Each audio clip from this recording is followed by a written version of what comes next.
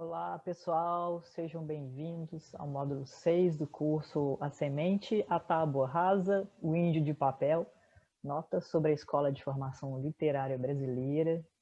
Eu sou Thales Moura, professor de literatura do apoio pedagógico da Faculdade de Letras da UFMG, doutorando do programa de pós-graduação em estudos literários. Gostaria de agradecer, primeiramente, aos alunos que estão participando das discussões nos nossos fóruns. Tem sido extremamente importante a participação de vocês, porque ela faz com que eu reveja muitos dos métodos, né, muitas das aplicações que eu tenho tentado fazer com vocês nessas discussões, né, que a gente tem tido desde o nosso módulo 1, certo? Nós já estamos encaminhando para a finalização. Os nossos dois próximos módulos serão os módulos 7 e 8, já fazem parte do fechamento do curso, né, que vai tratar especificamente dessa imagem, né, do índio como uma figura de um índio de papel, de um índio idealizado, certo? Então, quem estiver participando do curso, já dê andamento nos fóruns que ainda não comentaram, para que a gente possa chegar juntos aí nessa finalização, certo? Estou acompanhando as discussões de vocês no fórum, nos fóruns de todos os módulos. Tem sido muito bacana, vocês têm dado para mim um retorno muito positivo, certo? Então, fico muito contente mesmo. Muito obrigada pela participação de vocês. Então, vamos lá. Vamos fazer um breve retorno aqui para a gente entender, né, de onde partimos para onde estamos indo. Estamos falando agora, este módulo vai tratar especificamente do arcadismo, que vai conter alguns dos germes, né, de tudo que vai aparecer no romantismo, aí da primeira fase do romantismo. Então, quando estamos falando de arcadismo, estamos falando também sobre neoclassicismo, estamos falando sobre setecentismo, são alguns dos termos que a literatura adota para poder tratar especificamente das literaturas de cunho arcade. O arcadismo, pessoal, é o movimento que se contrapõe ao barroco, certo? E isso é muito importante. Nas aulas anteriores, nós vimos um pouco da influência do barroco na obra do José de Anchieta, certo?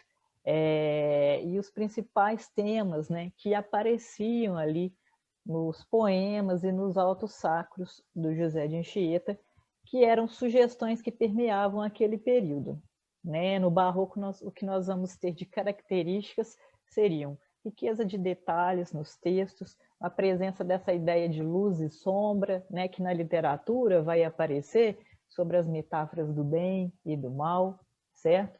A dualidade entre espírito e corpo, alma e corpo. Nós temos também a predominância dos paradoxos, certo? O jogo dos contrastes, né? E temos também duas principais correntes, vertentes, né, no barroco, que seriam o cultismo e o conceptismo, certo?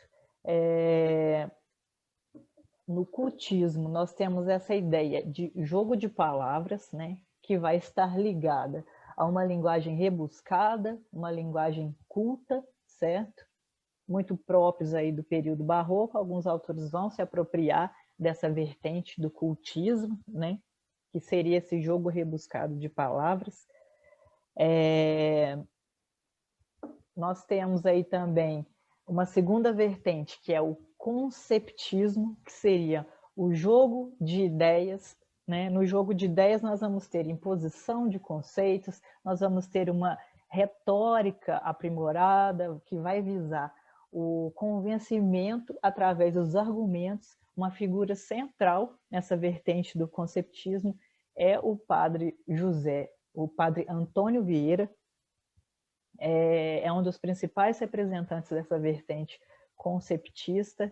na literatura brasileira, certo? Nós vamos lembrar aí do Sermão da Sexagésima, né? Como era a retórica do padre Antônio Vieira no Sermão da Sexagésima, da tentativa de convencimento, né? De argumentação que ele utilizava no sermão, né? Para trabalhar com a metáfora da semente, né? O que é a ideia da semente. Pois bem, seguindo, então, algumas questões iniciais para a gente adentrar aí, né, nesse universo do arcadismo, gostaria de compartilhar com vocês, o que é a Arcádia, né? Na verdade, a Arcádia é uma utopia grega, né? Seria como um país imaginário que era descrito por poetas e artistas, onde possivelmente se reinava uma ideia de felicidade, de simplicidade e de paz. Seria uma região habitada por pastores, suas amadas, seus animaizinhos, eles vivendo ali em perfeita harmonia, todo mundo vivendo na plena e santa paz. Então, a Arcádia, na verdade, ela era apresentada como uma forma de vida ainda não corrompida pela civilização, percebe? E vai remontar algumas publicações mais antigas de poetas como Virgílio e Teócrito, que traziam aí em suas composições elementos como uma nostalgia de uma vida rústica, elementos bucólicos, temas mitológicos, certo? A Arcádia, então, seria essa utopia grega, né? Seria esse país, essa província imaginária. Vamos pensar, então, um pouco aqui, através dessas ideias, né, da Arcádia, nessa pintura que eu vou compartilhar com vocês, para a gente poder entender como era esse universo e como ele aparecia, por exemplo, nas artes plásticas. Vamos lá.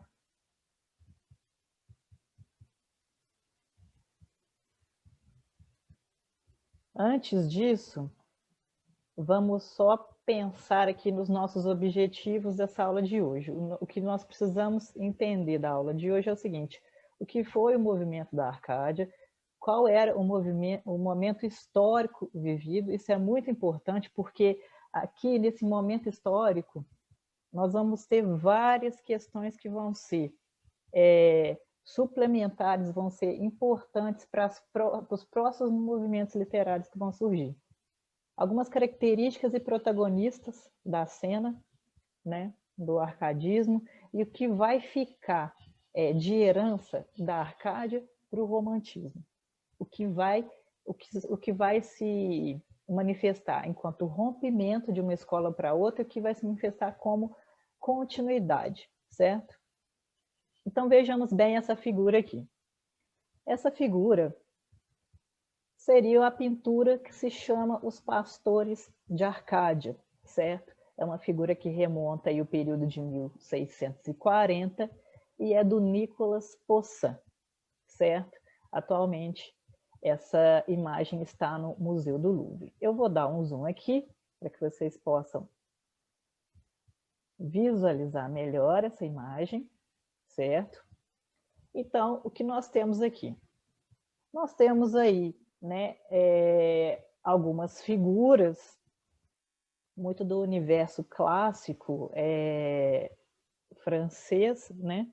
E é interessante notar que nós temos aí alguns pastores, né? Nós temos uma imagem bucólica, um campo, né? E nós temos aí também, pessoal, um sarcófago, seria um túmulo, né? E nós temos aí um desses pastores, né? Que estão aí com seus cajados nesse ambiente pastoril.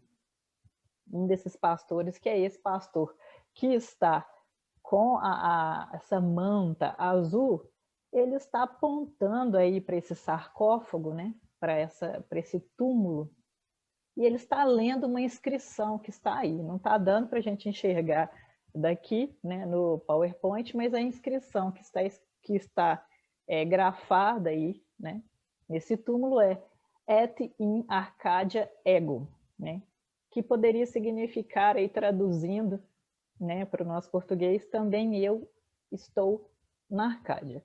E se vocês perceberem, Vou dar mais um zoom aqui. Se vocês perceberem, a sombra que se projeta, né, através aí dessa mão desse pastor, né, que aponta para o túmulo, ela está projetando meio que uma figura que parece uma foice, que pode dar a sugestão da ideia de morte, certo? Então, o que nós temos aqui nessa figura é o tema, né, da morte sendo tratada através da cena da Arcádia pelo Nicolas Poussin. Então, observem, pessoal, que nós temos aqui uma paisagem tranquila, ensolarada, temos jovens, belos pastores, né, observando essa inscrição e também essa sombra da morte que se projeta nesse túmulo. Então, essa ideia de morte projetada nessa pintura do Nicolas Poussin é uma ideia de morte que vai sinalizar aí, na verdade, uma ideia de que a Arcádia, esse movimento, né, que seria teoricamente aí pensado como um movimento em que estamos aí num lugar imaginário da paz, da tranquilidade, a morte também está presente nesse cenário da Arcádia. Só que o que é interessante a gente pensar é como ela é simbolizada. Ela é simbolizada de forma serena, calma, eles estão observando, né, que aí também, nesse local, né, sereno, de paz, né, de compartilhamento dessa harmonia, aí também reside a ideia da morte. Então, o que quer dizer que nessa terra idílica dos pastorais, nós temos aí também a morte vai se encontrar aí, né? Então, é meio que uma ideia de transitoriedade da vida inscrita na paisagem bucólica, certo? Seguindo aqui, algumas expressões que nós vamos ter para pensar a Arcádia, porque a Arcádia ela vai sugerir quais são as questões principais da Arcádia, né? A ideia de bucolismo, valorização da vida campestre, né? Essa é uma das principais questões da Arcádia. Vamos pensar, vamos valorizar a vida no campo, né? A saudade de um ambiente rural, a saudade de contato com a natureza, com o campo. Havia um sentimento de fuga do ambiente urbano, porque naquele período estávamos vivendo uma grande efervescência, né? O desenvolvimento da urbanização, o início, né, ali no mercantilismo, começando a surgir, né, o movimento das máquinas, os pequenos operariados. Então, havia ali um sentimento de que as coisas estavam começando a ficar caóticas. Estávamos ali também no cerco dos ideais iluministas, a liberdade, igualdade, fraternidade, todos esses ideais, na verdade, eles eram apoiados pela classe burguesa, certo? Porque a economia liberal era desejada por essa classe, certo? Que visava, acima de tudo, angariar o lucro a partir de uma economia liberal, desvinculada de ideais absolutistas, concentrados unicamente na figura de um rei. No arcadismo, nós temos também a ideia de uma linguagem simples, contrapondo ao rebuscamento barroco, contrapondo a ideia do cultismo barroco, certo? Que seria essa linguagem altamente rebuscada. O uso da razão também, porque estamos vivendo um período em que estamos cultivando as ideias iluministas, o século das luzes, né? Então, nós vamos rejeitar, e vai ter uma rejeição da tensão com a fé, né? Durante aí a finalização do período barroco. O uso de pseudônimos também vai ser muito presente na Arcádia, né? Que seriam os falsos nomes adotados aí pelos escritores, né?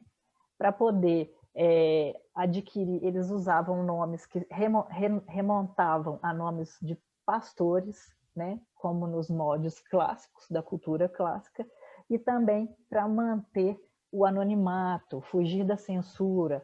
Nós vamos ter aí que muitos dos escritores eles estavam sendo perseguidos por participar, principalmente no Brasil, do movimento da Inconfidência, certo? Então, todas essas questões históricas, elas estão todas muito permeadas no universo da Arcádia. Por isso que é um movimento tão interessante, que eu quis trazer para vocês como um movimento que não é de ruptura do barroco completamente para o romantismo, mas há alguns aspectos de continuidade, certo?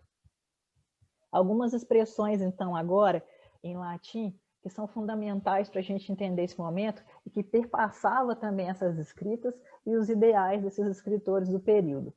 Por exemplo, fugere urbem, que é a ideia de fugir da cidade, certo? Locus amenus, que seria o lugar de paz, um domínio da tranquilidade, certo? Tudo remontando esse ambiente bucólico, desejado aí pelos escritores e seus pseudônimos aí muito conectados a essa energia, esse ideal bucólico. Áurea mediocratas, né, que seria uma expressão do poeta romano Horácio, que diz que o homem mediano é quem atinge a felicidade, né? Aquele que não procura adquirir posses, a juntar riquezas, certo? Mas aquele que vive um ideal mediano de vida, é esse que vai ser feliz, é aí que mora o ideal de felicidade. Inutilia truncatis, né? Tanto vinculado a uma ideia do intrincamento urbano que já se mostra presente ali na efervescência do mercantilismo, quando o capitalismo ele começa a atingir, né, alguns graus de elevação, e como também tentar se livrar dessas ideias, dessas heranças linguísticas da antiga escola, que era o barroco, né, da linguagem rebuscada do barroco. E o carpe diem, né, que é o mais conhecido de todos, que é uma intimação para que o homem utilize o seu dia de maneira proveitosa, né? Carpe diem, carpir o dia para que ele seja feito de realizações. Tudo isso era filosofia de vida dos escritores do período do arcadismo. Era o que eles buscavam, certo? Nessa escola, nesse movimento.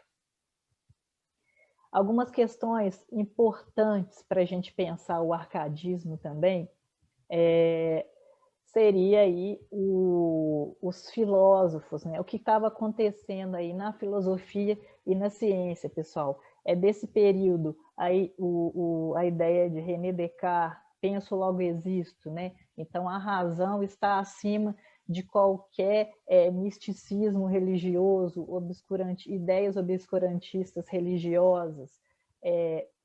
O Jean-Jacques Rousseau aparece também com as ideias do Estado como um contrato social, que é um acordo entre quem governa e quem é governado. Jean-Jacques Rousseau também tinha altas críticas duras à burguesia e à propriedade privada, o que torna ele, dentro desse espectro dos filósofos do período, um ponto de inflexão, porque dentre todas as coisas que aconteciam e que os filósofos pensavam desse período vinculado à ideia racional, o Jean-Jacques Rousseau era contra muitas dessas ideias, dos ideais liberais, contra muitas ideias dos ideais iluministas, porque para ele muitos dos ideais iluministas apoiados pelos burgueses fazia com que fossem geradas injustiças, desigualdades sociais. Então, o Jean-Jacques Rousseau ele era um filósofo que defendia a igualdade civil. Opa, deixa eu ver se tem mais alguma coisa. Não, era só aquilo mesmo. Montesquieu também é uma figura central desse período, pensando ali a política, do Montesquieu a ideia do combate ao absolutismo e da separação dos três poderes, né, que é vigente até hoje, nos nossos dias, que seria o poder legislativo, executivo e judiciário. Somente essa separação para Montesquieu poderia gerar o equilíbrio dos poderes, né, não fazendo com que ele fosse centrado somente numa figura, na figura de um rei, na figura de um poder absoluto, né? E Denis Diderot e o D'Alembert, que na época produziram enciclopédias, o conhecimento enciclopédico. O que era isso? Eles produziram várias enciclopédias para levar o conhecimento ao povo comum, em oposição ao obscurantismo do misticismo da igreja. Então, todos esses ideais estavam vinculados a isso. Estamos no século das luzes, da razão, do conhecimento. Toda a nossa produção, tudo que nós fizermos, tem que buscar a razão acima do obscurantismo, né, do misticismo que a igreja impõe, certo? Eram questões fundamentais do período ali do iluminismo e desses filósofos que circularam, né, dentro aí desse movimento. A movimentação histórica do arcadismo, certo? O que estava acontecendo? Olha quanta coisa importante aconteceu naquele período em que o arcadismo estava se movimentando, pessoal. Independência dos Estados Unidos, em 1776, ali já se discutiam as questões relativas à escravidão, certo?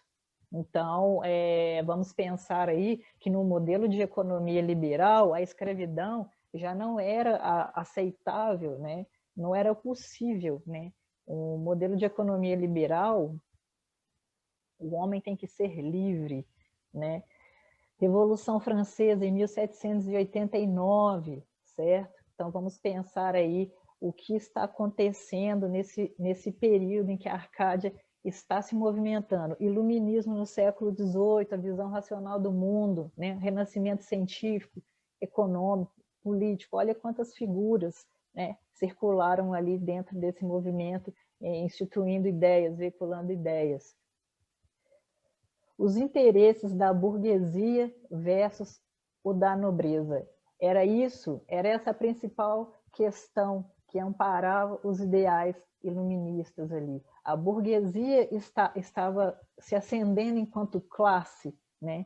E a questão principal era não estabelecer, não deixar que esse poder central ficasse nas mãos de uma nobreza, né?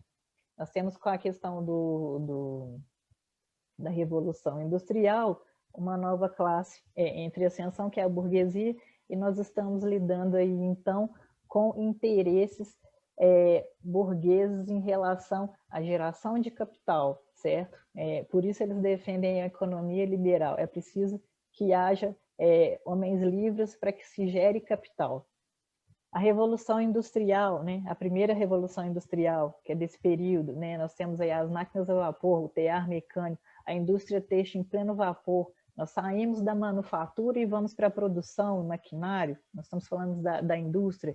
O mercantilismo está se acelerando, o capitalismo se desenvolve rapidamente, né? O que mais que nós vamos ter aqui? O movimento, vamos pensar aqui, o movimento da Arcádia Lusitana, que é datada de 1756, né, que é de onde os brasileiros vão buscar inspiração. A Arcádia Lusitana, ela vai iniciar um movimento ali no país, né, europeu, em Portugal, e a ideia força da Arcádia Lusitana era o combate ao cultismo, né? O combate ao cultismo que vem do barroco, com aquele rebuscamento de formas, com aquele vocabulário erudito, grandioso, imagético e sensorial, né? Então, tudo isso era combatido pelo arcadismo lusitano. O que eles buscavam era linguagem simples, racional, certo? Então, razão, natureza e verdade eram tudo uma coisa só para o arcadismo lusitano. Então, tudo isso estava vinculado nos ideais do arcadismo. O movimento da Nova Arcádia, em Portugal, a partir de 1790, que vai evidenciar na cena aí desse movimento a figura do mais conhecido poeta, vou repetir aí, o mais conhecido poeta do movimento, que seria o Bocage, certo? É uma figura principal aí também para se pensar o arcadismo lusitano. Por sua vez, no Brasil, na segunda metade do século XVIII, o que está acontecendo aqui que impulsiona o movimento do arcadismo no Brasil, pessoal? 1760, a capital da colônia é transferida para o Rio de Janeiro, ou seja, essa movimentação da capital econômica para o eixo sul, né? O porto de entrada para a região das Minas, o impulsionamento da vida urbana, né? Nós temos aí um florescimento cultural nessas regiões das capitanias do Sul, São Paulo, Rio de Janeiro e Minas Gerais. A agitação do movimento das academias. Nós temos a formação de grêmios criados por intelectuais da época, que são as chamadas academias, né? Mas os laços entre intelectuais de diversos pontos da colônia. Então, o Antônio Cândido vai dizer que é o seguinte: as academias, que eram esses grêmios formados por esses intelectuais, as pessoas de alta classe daquele período, já começa a começar um movimento ali intelectual no Brasil, né? Algo que anteriormente era única e exclusivamente vinculado às capitanias do norte, principalmente na Bahia, onde era a capital, então, da colônia, né? E muito centrada ali nas figuras da Igreja Católica, né? Eram os padres que detinham toda essa movimentação cultural, intelectual, certo? E quando há essa passagem da colônia, da capital da colônia para o Rio de Janeiro, tem-se essa expansão dos intelectuais, né, para esses outros polos, e eles começam a se comunicar, as escritas começam a se comunicar, né, entre esses polos. E é nesse momento também que nós temos uma crise do estatuto colonial, né, mais algumas aspirações de independência, certo? Então, as primeiras aspirações de independência, elas vão acontecer dentro do movimento do arcadismo, né? E é muito interessante pontuar que Antônio Cândido vai situar o início, né, da literatura propriamente brasileira na Arcádia, com Cláudio Manuel da Costa, porque é nesse momento que irão surgir, né, os escritores que vão estar falando mais propriamente dessa ideia de uma desvinculação da nossa literatura com a literatura tida europeia, mas necessariamente eles vão se utilizar dos moldes europeus, que era naquele momento o modelo que eles tinham, né? Era um modelo em que eles se inspiravam. Nós vamos ver como essa ideia de se desvincular dos modelos literários e culturais europeus, eles vão aparecer aí, né, já começar a germinar aí na escola do arcadismo. Alguns traços gerais. As manifestações literárias no Brasil, elas vão adquirir características orgânicas de sistema, e principalmente com 3 correntes de gosto e pensamento, que seriam o neoclassicismo, retorno às formas clássicas francesas, essas formas de origem ocidentais, né, europeias, elas vão estar ali naquela literatura, naqueles escritos. A ilustração, que é muito vinculada à exaltação da natureza, da crença na civilização e na divulgação do saber, né, que se vincula propriamente dos ideais iluministas, né, que estavam sendo discutidos naquele momento histórico, né?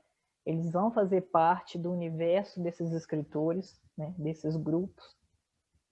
E a ideia do arcadismo, né, a ideia central do arcadismo, que é a tendência pastoral, mais a clareza, mais uma ideia de ordem, mas também de simplicidade e lógica, certo? Esses escritos, eles deveriam remontar a essa ideia de que o que era realmente, o que tinha realmente clareza nos escritos, na literatura, ele devia ser como uma cópia da natureza, certo?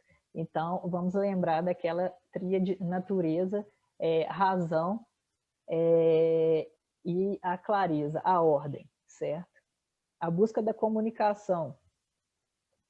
Nós temos que essas literaturas do arcadismo, pessoal, elas vão ter algumas características básicas, que é tanto os poemas quanto a parte em prosa, né? Elas vão ter uma característica, um tom epistolar, né? Tem uma ideia de endereçamento, uma ideia, na verdade, de conversa, como se fossem cartas, né? Direcionadas a alguém. Então, vejam bem, Antônio Cândido vai dizer o seguinte sobre essa questão do arcadismo, do endereçamento. Grande parte da poesia setecentísta é endereçada, é uma conversa poética, quando não é francamente comemorativa. Um exemplo que ele dá: ao senhor fulano, às boldas de dona Beltrana, etc., revelando cunho altamente social. Né? Fecho aspas, citando aqui Antônio Cândido. Novamente, Antônio Cândido retoma dizendo que o arcadismo pois, consciência de integração, de ajustamento a uma ordem natural, social e literária. Decorrendo disso, a estética da imitação, por meio do qual o espírito reproduz as formas naturais, não apenas como elas aparecem à razão, mas como as conceberam e recriaram os bons autores da antiguidade e os que modernamente seguiram a sua trilha. Então, essa ideia da imitação e da razão seria não somente a imitação da natureza, mas a imitação daqueles que vieram antes, daqueles que vieram da antiguidade clássica. Então, tudo que eles fizeram, né, são passos trilhados também pelo pessoal do arcadismo, certo? O retorno à antiguidade clássica, que seria essa despersonalização da lírica, certo? Vejamos que os escritores eles vão adotar pseudônimos, certo? Eles vão se colocar como personagens pastorais, certo? E a organização formal da expressão. Vão seguir moldes clássicos, vão seguir modelos de versificação clássicos, sonetos, certo? O homem natural, essa ideia do homem natural. Antônio Cândido vai dizer que no século XVIII, o herói literário por excelência é o homem natural. E o que é essa ideia de homem natural, pessoal? O homem natural ele tem que ter equilíbrio, ele tem que ter boa disposição, tem que ter uma boa saúde, né? Ele tem que ter uma ideia incutida nele de pureza, de nobreza, de ternura, né? São traços tipicamente clássicos, né? Da literatura clássica, da arte clássica. A ideia de bucolismo e a poesia pastoral. Antônio Cândido vai dizer aí para nós que, cito, né, abro aspas, o campo surge como cenário de uma euforia perdida, em pleno prestígio da existência citadina, os homens sonham com ele à maneira de uma felicidade passada, forjando a convenção da naturalidade como ideal da relação humana. Fecho aspas, citando Antônio Cândido. Então, o campo é o cenário, né, onde esses escritores, na figura de pseudônimos com nomes veiculados muitas vezes na figura desses pastores clássicos, né, é onde eles vão viver as suas aventuras, né, vão descrever alguns acontecimentos, né. Os primeiros traços do anseio literário de busca da identidade brasileira também vai acontecer no arcadismo, certo? Então, nós temos aqui, em um certo momento do arcadismo, né, que eles estão fazendo essa literatura, o anseio de ter uma literatura tipicamente brasileira, utilizando os moldes clássicos europeus, vai chegar um momento em que eles vão perceber que as ideias não estavam se relacionando muito bem. Tinha alguma coisa que não estava funcionando, né? Nós estamos aqui nos trópicos, né? Os moldes de vida aqui são moldes completamente diferentes dos moldes ocidentais, né? Então, eles perceberam que isso começava a ficar muito artificial, certo? Uma escrita muito artificial. Então, algumas coisas históricas vão acontecer para que eles repensem essa estratégia do arcadismo. Tente colar essa ideia do arcadismo, que era típica ali daquele momento histórico, né, e do qual eles buscavam inspiração na Arcádia Lusitana, eles vão tentar fazer um movimento de deixar esse arcadismo mais à cara de uma literatura tipicamente nacional, né, produzida nos trópicos. Então, vamos ver o que vai acontecer para eles chegarem a essa conclusão. Em 1808, nós temos aí a vinda da família real para o Brasil e parte também do seu funcionalismo, né? Então, nós temos aqui a aceleração do ritmo do progresso, algumas atividades intelectuais elas vão ganhar mais corpo, certo? Principalmente nas capitanias do Sul. Nós temos aí o início da tipografia. Até então, nós não tínhamos uma tipografia no Brasil, né? As obras que eram publicadas, elas eram escritas muitas vezes aqui e elas eram publicadas em Lisboa, fora, né?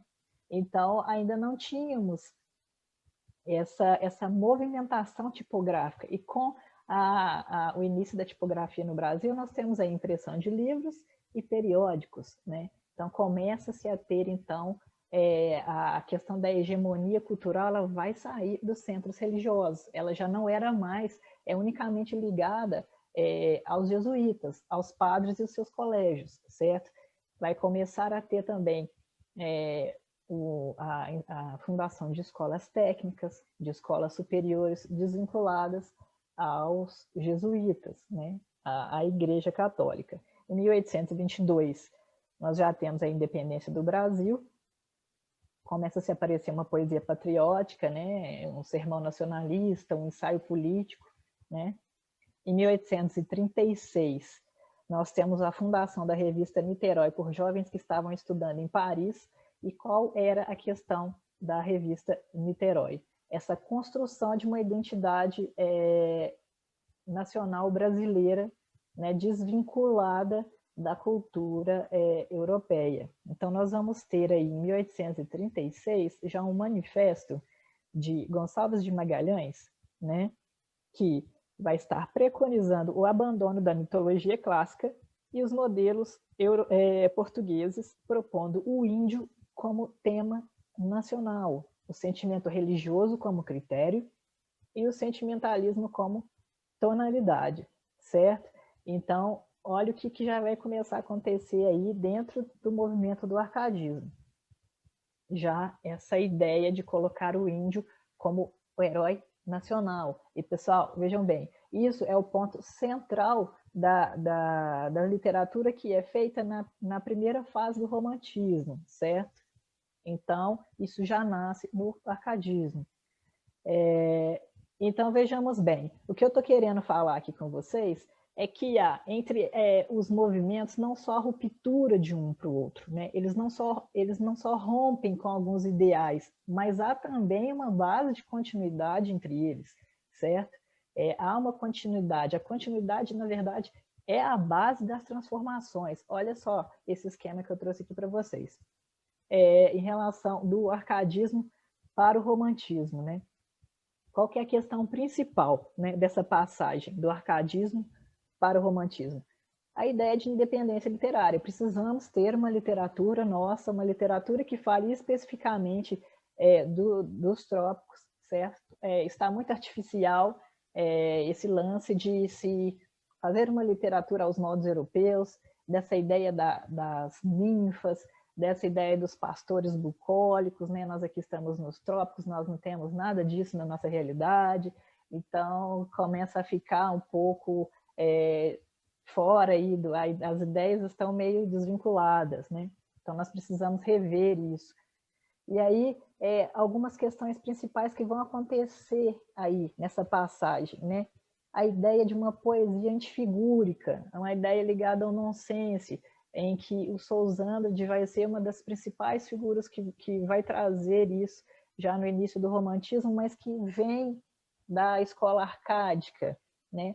A poesia satírica, pessoal, que vem de Gregório de Matos no Barroco. Lembrem, o Gregório de Matos, ele não é lido nas manifestações literárias do Antônio Cândido. O Antônio Cândido, na verdade, ele não considera o barroco como manifestação propriamente literária brasileira, né? Ele não considera o barroco como uma literatura propriamente brasileira, e sim uma manifestação literária, certo? E Gregório de Matos sequer aparece aí na crítica dele sobre algum tipo de aspecto específico. Então, a poesia satírica ela já vem de Gregório de Matos no barroco, vai passar aí pelo Luiz Gama no romantismo, certo? Então, há uma continuidade, a poesia satírica ela tem um certo grau de continuidade entre esses movimentos, né? Não há uma ruptura. A ideia de poesia musicada, né? Que vai ser muito presente também, desde Tomás Antônio Gonzaga, aqui no arcadismo, certo? E vai ter uma invasão generalizada no romantismo, né? A ideia era que a poesia, a literatura fosse melhor absorvida pelo povo, né? Pelas classes populares. A ideia de que a poesia fosse de fácil absorção popular. Então, eles vão, muitas vezes, musicar alguns poemas, certo? Para que eles fossem facilmente circulados ali, né? na sociedade. Agora, sobre o texto do Robert Schuas, muito interessante, que vai conversar com tudo isso aqui que a gente está conversando hoje, é o texto dele das ideias fora do lugar, certo? O Robert Schuas, ele vai tratar especificamente dessa questão que os árcades estavam preocupados, eles já estavam pensando, né?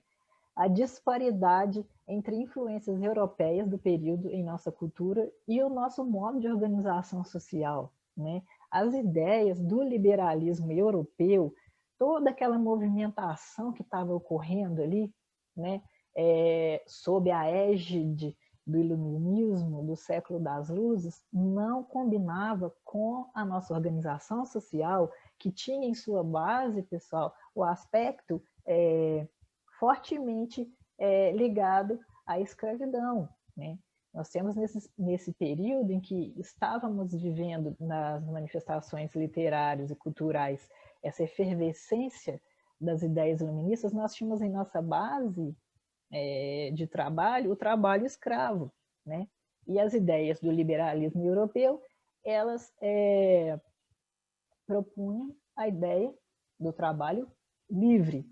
Então, nós já estávamos aí completamente fora da curva. Então, o Schuet, citando aí o Viotti da Costa, vai dizer que a Declaração dos Direitos do Homem, por exemplo, transcrita em parte na Constituição Brasileira de 1824, não só não escondia nada, como tornava mais abjeto o instituto da escravidão. Por quê? A Declaração dos Direitos do Homem, muito vinculadas aos ideais iluministas, né, que circulavam ali no plano europeu, elas traziam a ideia de homem livre, de trabalho livre, da mão de obra não escrava, né, não vinculada ao trabalho escravo. Mas aqui, né, a base da nossa economia era a mão de obra escrava, então ela estava acentuando esse aspecto, né? E Antônio Cândido, no texto dele, A Literatura de Dois Gumes, né, ele vai dizer o seguinte, pessoal, que em seu processo de formação, a nossa literatura ela é essencialmente europeia, certo? Há uma falsa concepção, né, de que a base da nossa literatura é o encontro de três culturas, a do índio, a do europeu do africano, mas não existe nada disso, não tem nada a ver, porque a nossa literatura foi expressão do colonizador, né, e por sua vez é expressão do colono europeizado. A ideia de que a cultura do índio e do africano ela está anexada, amalgamada, né, à literatura de expressão tipicamente colonial é falsa. Essas manifestações dos índios, né, dos autóctones e dos africanos, elas ficavam meramente no plano folclórico, de lenda. Elas não faziam parte do projeto de literatura nacional naquele tempo. certo? Então, do ponto de vista político, a literatura, ela é uma das peças do processo colonizador, certo? Essas duas outras culturas não eram consideradas, certo? Isso do ponto de vista do Antônio Cândido. Então, retomando aqui a ideia das academias, né? Nas ideias das academias, que eram esses primeiros grêmios formados pelo algumas pessoas, alguns clérigos, algumas pessoas de alta classe do período, eles vão pensar aí na questão da celebração da ordem e, ao mesmo tempo, mais para frente, eles vão começar a se questionar, né, a fazer esse questionamento. Ora, nós estamos fazendo uma literatura que tem em sua base valores ocidentais, mas onde é que nós estamos nesse momento, né? Onde vivemos? Quais são as nossas bases de organização social? Então, as academias dos literatos, fundadas no século XVIII, elas eram fundamentalmente compostas de pessoas de alto relevo social. O que era isso? Quem escrevia? Quem estava pensando ali? Quem circulava ali nesses movimentos culturais naquele momento? Clérigos, vice-reis, altos magistrados, né? Em razão disso, era muito comum que eles celebrassem e justificassem em seus escritos muitos dos ideais de colonização, certo?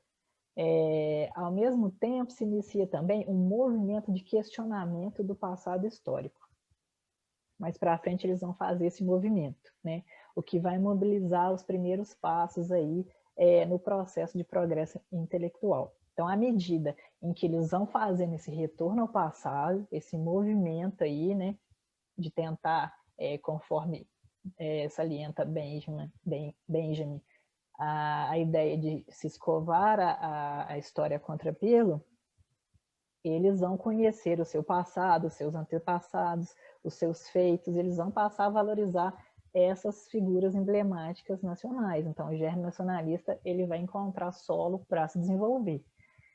No entanto, né, algumas das obras escritas nesse período, elas vão reproduzir ainda uma ideia conformista de que a empresa colonial foi justa, foi sensata, né, foi ótima, deve ser aceita, valorizada. Isso vai aparecer nos primeiros poemas aí do Cláudio Manuel da Costa, né, que é esse ponto aí de início da literatura arcaica brasileira. Então, principalmente ali no poema Vila Rica, isso vai aparecer.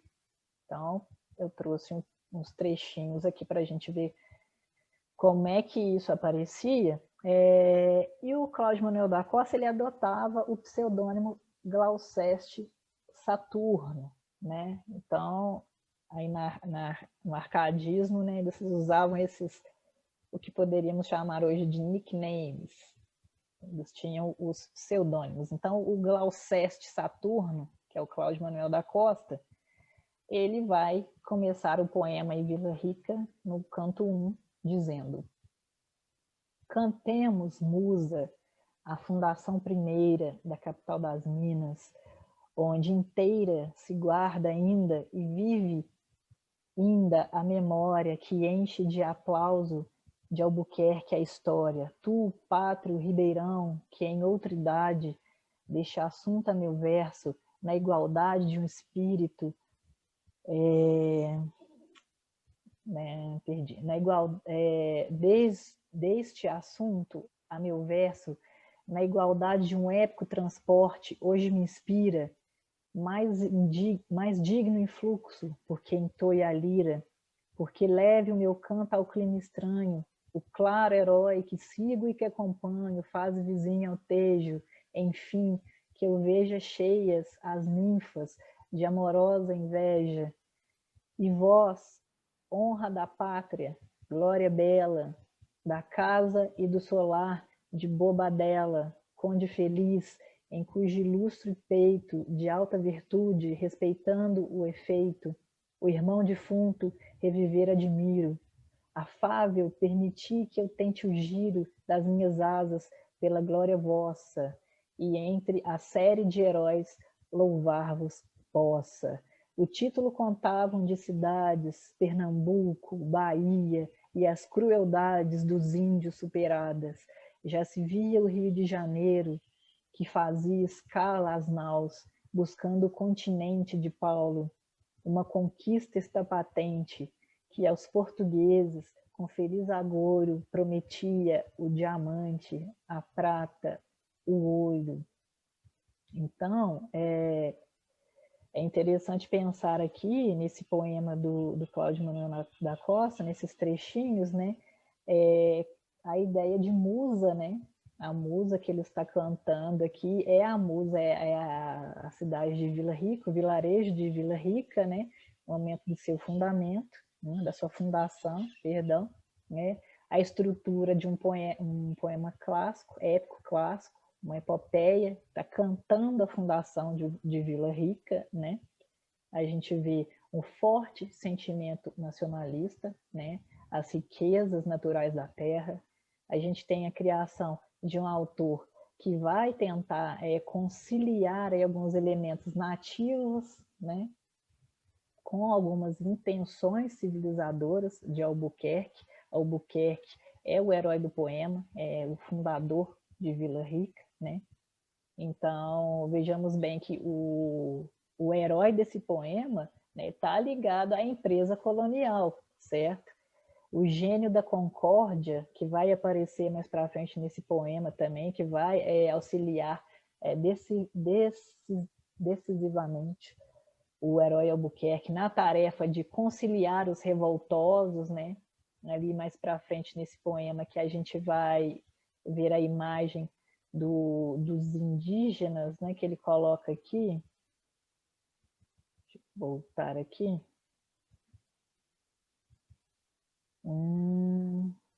Aqui, ó, as crueldades dos índios superadas, né? E também a alusão, né, à busca, a conquista aqui do ouro, né? Que desde o princípio, né, desde a chegada dos portugueses, era a intenção deles encontrar riquezas, né, e somente depois aí de 2 séculos eles vão conseguir aí descobrir o ouro aí nas Minas Gerais, né? E nesse poema do Cláudio Manuel da Costa, ele está cantando aí essa vitória desse encontro aí, né, que os portugueses realizam. Então nós vemos que está fortemente ligado aos interesses do colonizador, certo? Seguindo aqui, os protagonistas da cena do arcadismo, pessoal, seriam o Tomás Antônio Gonzaga, né, sob o pseudônimo de Dirceu, o Cláudio Manuel da Costa, utilizando o pseudônimo, como vimos, Glauceste Saturno, Silva Varenga, Alcindo Palmireno, esse era o pseudônimo dele, Basílio da Gama, que utilizava o pseudônimo de Termindo Cipílio, e o Santa Rita Durão, né, que não utilizava nenhum pseudônimo, era o Santa Rita Durão.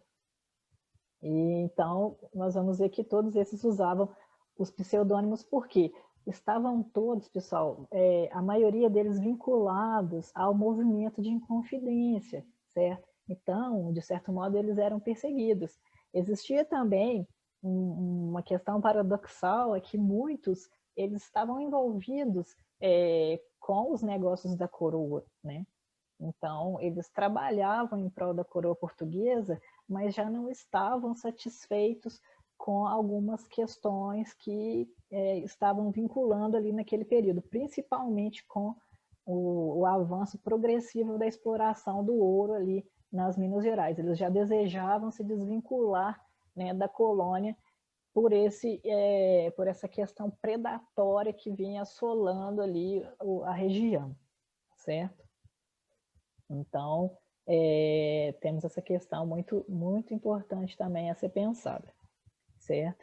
Deixa eu ver se tem mais alguma coisa que eu gostaria de salientar. É isso.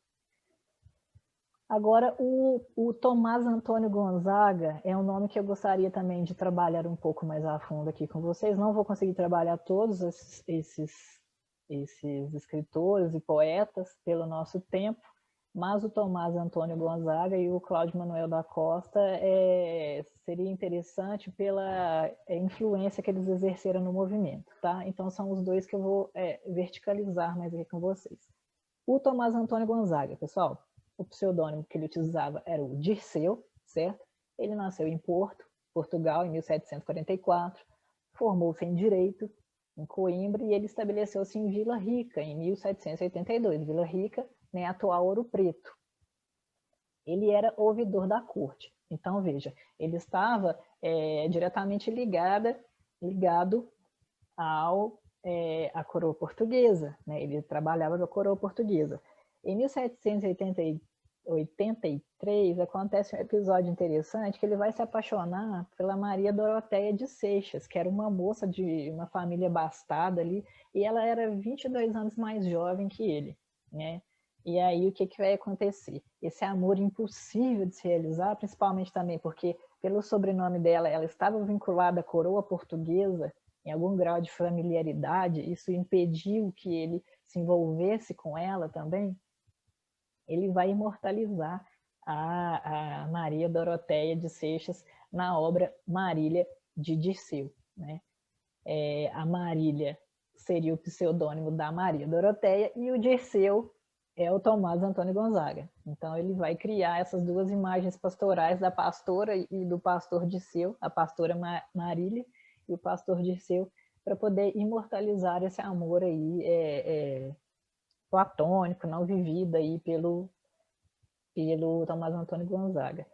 O Tomás Antônio Gonzaga, ele se envolve aí nos movimentos de Inconfidência e ele acaba sendo preso e é levado para a Ilha das Cobras por participar do movimento. Em 1792, ele segue exilado para Moçambique. Lá ele se casa, né, com uma viúva também de um poder aquisitivo mais alto, certo? E falece por lá. E esse amor aí com a Maria Doroteia, ele vai ficar unicamente materializado nessa obra, pessoal, né? Uma questão importante também, antes da gente ler os trechinhos, é que esse poema ele é dividido em 3 partes. Né? Ele foi escrito e divulgado em diferentes momentos da vida do Tomás Antônio Gonzaga. A primeira parte do poema vai celebrar a pastora Marília, né, como a sua musa, e vai reunir alguns textos de antes da prisão, de antes dele ser preso, e essa primeira parte é publicada em 1792. A segunda parte vai continuar a louvar a pastora Marília e vai condensar alguns poemas já durante a prisão, enquanto ele estava preso. Vai ser publicada a segunda parte em 1799 e a terceira parte contém poemas que possuem a Marília como musa ao lado de outras pastoras, né, também igualmente louvadas. Então, essa reunião ela vai contemplar alguns poemas que ele escreveu antes de conhecer a Maria Doroteia, a sua Marília, né, quando ele apenas estava começando a esquematizar, treinar a sua escrita, né, dentro do movimento do arcadismo.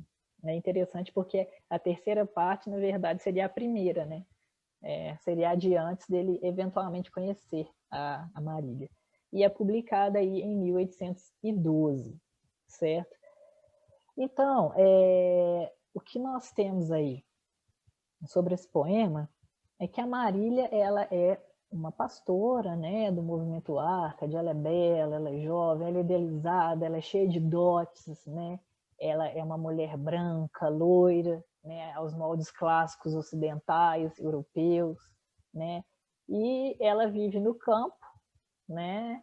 E ela é cortejada por um talentoso pastor que é o Dirceu, que é o Tomás Antônio Gonzaga, certo? Então, o Dirceu, ele é essa figura aí, de uma figura pastoral, né? Uma figura típica aí do movimento da Arcádia, certo? E ele vai aí dividir seu tempo entre adorar a natureza, né? Que é uma questão clássica ao movimento aí do arcadismo, e adorar a sua amada, né? A Marília, certo?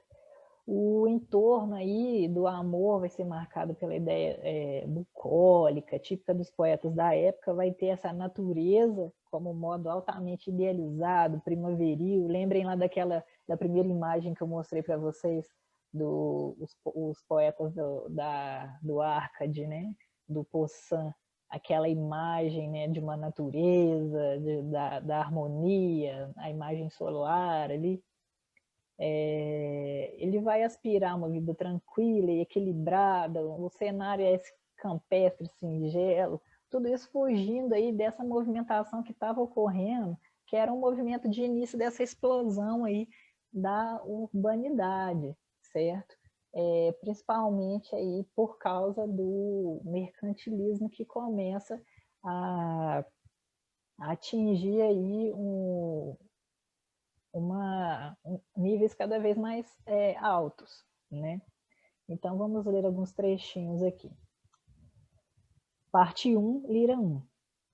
Eu, Marília, não sou algum vaqueiro que viva de guardar alheio gado, de tosco trato, de expressões grosseiro, dos frios gelos e dos sóis queimado. Tenho próprio casale, nele assisto, dá-me vinho, legume, fruta, azeite, das brancas ovelhinhas tiro o leite, e mais as finas lãs de que me visto. Graças, Marília bela, graças à minha estrela. Eu vi o meu semblante numa fonte, dos anos ainda não está cortado. Os pastores que habitam este monte respeitam o poder de meu cajado. Com tal destreza toco a sanfoninha, que inveja até me tem o próprio Alceste. Ao som dela, concerto a voz celeste, nem canto letra que não seja minha. Graças, Marília bela, graças à minha estrela, mas tendo tantos dotes da ventura, só apreço lhes dou, gentil pastora, que queres do que tenho ser senhora. É bom, minha Marília, é bom ser dono de um rebanho que cubra monte e prado. Porém, gentil pastora, o teu agrado vale mais que um rebanho e mais que um trono. Graças, Marília bela, graças à minha estrela. Então nós temos aqui o tempo todo, né, essa imagem pastoral, né, do homem exaltando essa vida campestre, essa vida farta do campo e exaltando aí a imagem da sua amada, né? E ao final ele dizendo que para ele vale mais a sua amada, né, ter aí o agrado aí da sua amada do que ter um rebanho, do que ter um trono, certo? Então, todo esse poema ele vai girar em torno dessas figuras, né? Da amada e da figura campesina, né? Rústica, da vida simples, certo? O Cláudio Manuel da Costa, pessoal, o pseudônimo dele, como vimos, é o Glaucer Saturno. Algumas questões interessantes da vida dele. Ele nasceu em Mariana, em 1729, formou-se em Direito em Coimbra e retorna ao Brasil, vai se estabelecer em Vila Rica, hoje atual Ouro Preto. Então ele vai publicar em 1768 obras poéticas. E ele tem como um objetivo ele fundar uma academia nos moldes das que surgiam no contexto europeu, né? No movimento das Arcádias, principalmente a lusitana. Ele vai se tornar juiz das Sesmarias de Vila Rica e ele vai ficar lá até 1773. E o Cláudio Manuel da Costa, ele tem uma sucedida carreira, tanto no âmbito político, né, quanto no profissional, enquanto advogado, quanto literário, certo? Ele é uma figura extremamente adorada naquele período. E é interessante porque ele é ligado à política do momento, mas ele também estava ligado ao movimento Inconfidente, ao movimento de conjuração. Então ele é preso em 1789 porque ele estava envolvido nesse movimento e ele é encontrado depois morto na sua cela na prisão da Casa de Contos. Ele se suicida, certo? Então, bom, isso é uma questão que estava na história, dizendo que ele se suicida, mas há alguns boatos de que ele pode ter sido até envenenado, não se sabe. Então, uma das questões interessantes da escola, né, do movimento do arcadismo, é isso, que esses poetas, esses escritores, eles estavam diretamente ligados à corte, mas ao mesmo tempo eles já estavam pensando em se desvincular, eles queriam essa independência aí da colônia, principalmente partindo aqui desse momento das Minas Gerais, que sofria essa forte opressão com altos impostos, né, com a eminência aí da questão da derrama, né, que era a coroa portuguesa, ela solicita um certo valor, né, atribuído aí a extração do minério, e caso a colônia não viabilize esse valor, né, seria cobrado aí um imposto, que seria essa derrama, que era o imposto para além desse valor que necessariamente não se conseguisse extrair aí da captação, né, dos minérios nesse momento. Então as pessoas já começaram a ficar muito revoltadas, né? E aí começa a surgir essas primeiras movimentações de ideais de libertação, de independência mesmo da colônia em relação à coroa. No Obras Poéticas, eu trouxe aqui um trechinho do Fábula do Ribeirão do Carmo, que é um sonetinho muito famoso do Cláudio Manuel da Costa, e são essas ideias que eu trouxe para vocês de como era incompatível, muitas vezes, né, essas figuras mitológicas de orientação clássica ocidental no ambiente trópico, nos trópicos, né, na Terra Brasília, onde nós tínhamos uma cultura, uma organização social completamente diferente, né? Então, vamos lá. Fábula do Ribeirão do Carmo. A vós, canoras ninfas, que no amado berço víveis do plácido mondego, que sois da minha lira doce emprego, ainda quando de vós mais apartado, a voz do pátrio rio, em vão cantado, o sucesso infeliz eu vos entrego, e a vítima estrangeira com que chego, em seus braços acolha o vosso agrado. Vede a história infeliz que amor ordena, jamais de fauno ou de pastor ouvida, jamais cantada na silvestre avena. E aqui a gente vê que o Cláudio Manuel da Costa ele vai colocar aí uma ninfa aí no Ribeirão do Carmo, né? Que é esse rio muito importante de Vila Rica, certo? É um rio que vai ajudar aí a nomear esse primeiro vilarejo, né? Um rio muito importante da região. Então, como essas ideias elas estavam um pouco desconectadas, né? E começa a ter essa sensação mesmo de algo que não estava funcionando, né? No Écloga 2, Fileno, nós temos esse trechinho. Os campos, neste dia, se cobrem de verdura, pasta o gado contente a relva fria, e na verde espessura, novo contentamento, desterra toda a sombra do tormento, os sátiros das covas, deixando o caro-abrigo, do seu rendido amor, vêm a dar provas, eles trazem consigo de ninfas delicadas, igualmente as mais belas e engraçadas, em concertados hinos, soa toda a floresta, pastores mais gentis, mais peregrinos, concorrendo na festa do maioral. Oh, quanto agradável se faz seu doce canto.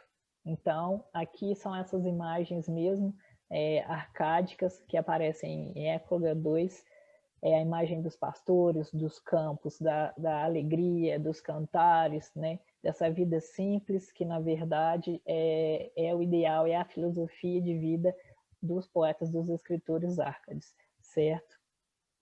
Então, pessoal, é isso. O que nós temos que pensar sempre aí da literatura situada no arcadismo é essa questão que vai estar